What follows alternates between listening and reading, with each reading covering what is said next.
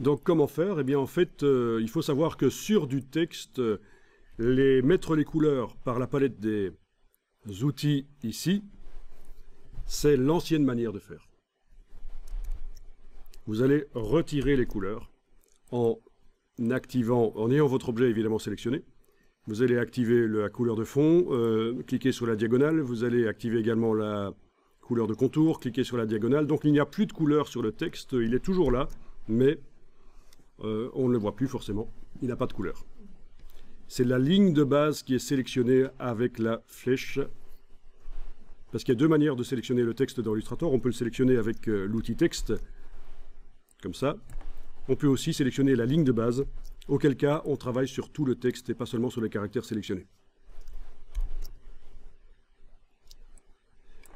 Et alors on va mettre des couleurs, mais la nouvelle manière de mettre des couleurs sur du texte, ça va être avec la palette aspect, le menu fenêtre, aspect.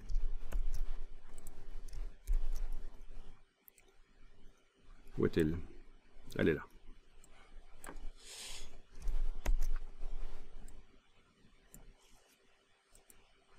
La palette aspect. Alors, dans la palette aspect, vous avez deux éléments. Vous avez la ligne de base qui s'appelle texte. Et vous avez les caractères qui s'appellent caractères. Quand vous double-cliquez sur le mot caractère, ça sélectionne les caractères comme si je les avais sélectionnés, donc avec l'outil texte. Quand je clique sur le mot texte, ça sélectionne la ligne de base.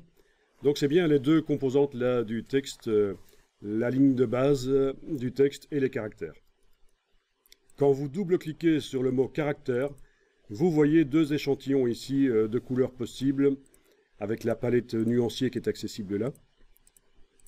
On pourrait aussi travailler directement dans la palette nuancier là.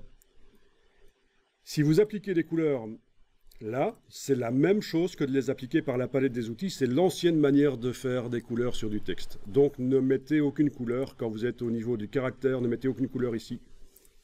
Vous allez mettre en fait la couleur sur la ligne de base. Donc on clique bien sur le mot texte, on ne voit pas d'échantillon de couleurs apparaître dans la palette aspect. Et on va ajouter sur la ligne de base du texte, on va ajouter un nouveau fond. Et vous allez voir que d'office, quand il n'y a encore rien comme couleur sur la ligne de base, le nouveau fond va arriver avec un nouveau contour aussi. Donc le fait de demander l'un ou l'autre devrait amener l'autre. Sur le texte, on a dit. Voilà, j'ai demandé finalement à ajouter un nouveau fond. Vous voyez qu'on a contour et fond. Tiens, c'est le noir quadri qui est là. Je vous rappelle que c'est un noir qui n'est pas profond. Si vous voulez un noir qui est vraiment correct, il va falloir le créer comme on a fait hier par le menu du nuancier, nouvelle nuance, et faire un noir RVB. Mais vous pouvez aussi, par le menu de la palette nuancier, que ce soit la vraie palette nuancier qui est là, ou l'image de la palette nuancier qui apparaît quand on clique là, vous pouvez aller charger un nuancier. Alors essayez ça. Menu de la palette nuancier, ouvrir la bibliothèque de nuances, autre bibliothèque. Ah oui, c'est vicieux. Contrairement aux autres logiciels, ça ne s'appelle pas charger un nuancier.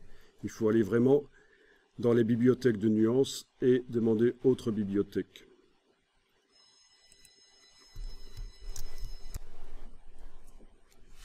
Et on va aller chercher où le nuancier? Eh bien, figurez-vous qu'on peut aller chercher dans un autre document qu'on a fait précédemment. Transférer des choses d'un document à l'autre peut se faire comme ça dans Illustrator en allant, et ce sera comme ça aussi dans InDesign en fait. Si vous avez créé dans un document InDesign des styles, vous voulez les utiliser dans un autre document, vous pouvez très bien les charger, aller ouvrir l'autre document InDesign par la fonction charger les styles de InDesign. Et bien ici, je vais aller chercher, je suis dans Illustrator et je vais chercher par la palette nuancier, je vais chercher un nuancier qui se trouve, par exemple hier on a travaillé sur des documents, notamment il me semble que Le premier document sur lequel on a travaillé, c'était quoi encore? Ça représentait quoi?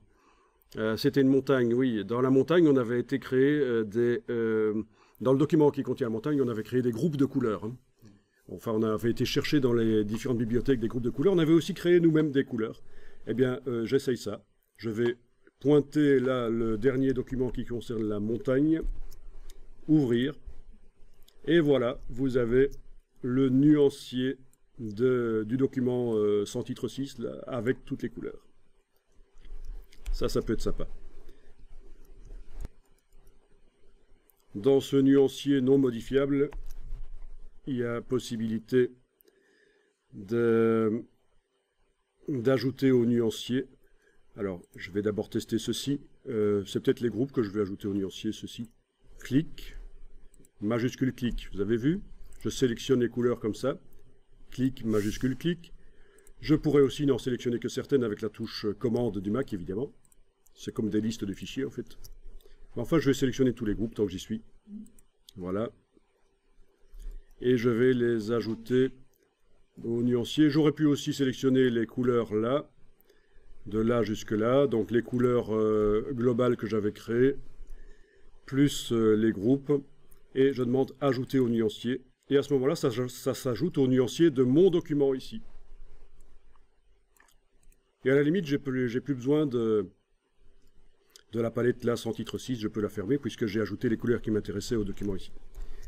Donc, non, pour répondre à ta question, non, le fait d'ouvrir deux documents ne fait pas en sorte que les couleurs d'un document soient accessibles par l'autre. Non.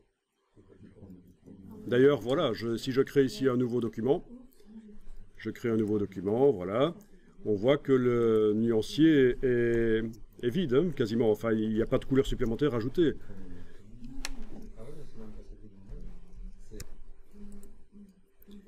Voilà. Et donc, si on modifie le nuancier dans le document 106, ta question, sans titre 6, non, ça ne va pas mettre à jour le nuancier qu'on vient d'ouvrir là dans ce document-ci. Bien, donc, normalement maintenant pour le texte, ici pour le fond, j'ai plus de choix de couleurs. On peut choisir une couleur qui est dans un groupe, bien sûr, il n'y a pas de problème.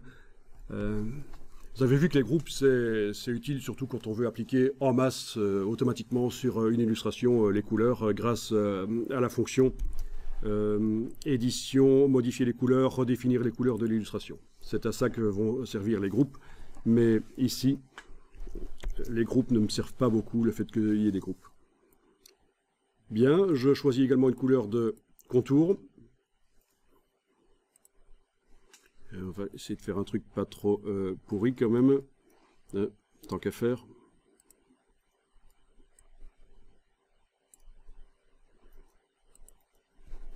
Ok. Vous avez l'épaisseur du contour ici. Si vous cliquez sur le mot contour, c'est un raccourci vers la palette contour. Donc là aussi, on peut choisir de mettre éventuellement des arrondis si on veut. Mais je ne vais pas le faire, parce que je vous montrerai qu'on peut ajouter aussi un effet d'arrondi intéressant sur le texte, un arrondi qu'on va pouvoir paramétrer. Une question qu'on me pose souvent, c'est quoi la limite? Ça, c'est un vieux truc qui existe depuis la première version d'Illustrator, la limite. Je vous explique. Regardez, vous n'avez pas besoin de le faire. Je vais prendre ici la plume dans la palette des outils et créer un triangle comme ça. Vous avez, à cause de l'angle important du triangle, vous avez une épaisseur de contour énorme ici. Et bien justement, la limite, ça va servir à ça. Par la palette contour, je vais pouvoir aller gérer ça. Où est-elle? Elle est là.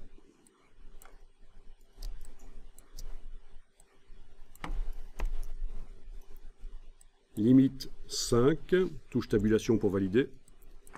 Limite 7, 9, 8. Donc entre 8 et 7, il y a quelque chose qui se passe sur le dessin. Vous voyez que l'extrémité est tronquée. Et là, je vais pouvoir lui mettre un angle arrondi. si je veux. Bon. Non. Oubliez ça. De toute façon, l'angle arrondi va de toute façon tronquer. C'est dans le cas d'angle pointu. Alors ça veut dire quoi? Ben, ça veut dire que si la longueur entre ceci et la pointe là-bas au bout est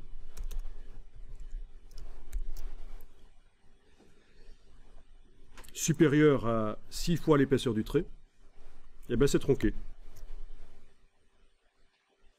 C'est ça que ça veut dire en fait. Au-delà de 6 fois l'épaisseur du trait, ça tronque en fait. 5 fois l'épaisseur du trait, est-ce que ça tronquait? Donc ça veut dire qu'on autorise que ce soit pointu.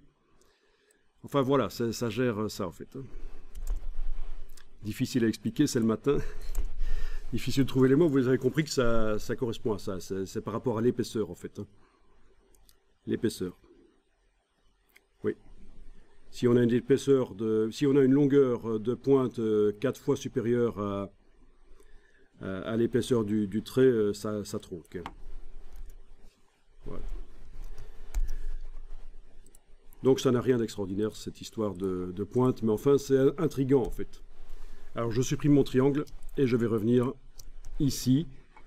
On avait notre contour là avec une épaisseur. Comme tout à l'heure, il déborde sur la lettre et modifie. C'est absolument en graphisme. Si un graphiste voit que vous faites ça, il va penser que vraiment vous ne devriez pas, parce que ce n'est pas déontologiquement, c'est un mot fort, mais enfin ce n'est pas acceptable. Parce qu'en fait il y a quelqu'un qui s'est cassé la tête à dessiner le caractère et vous êtes en train de foutre en l'air son travail, quoi.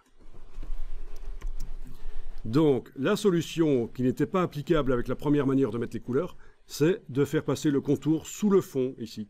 Je prends le contour, je le déplace comme si c'était une palette de calque, je le déplace sous le fond. Et voilà, vous avez le contour qui est sous le fond en fait.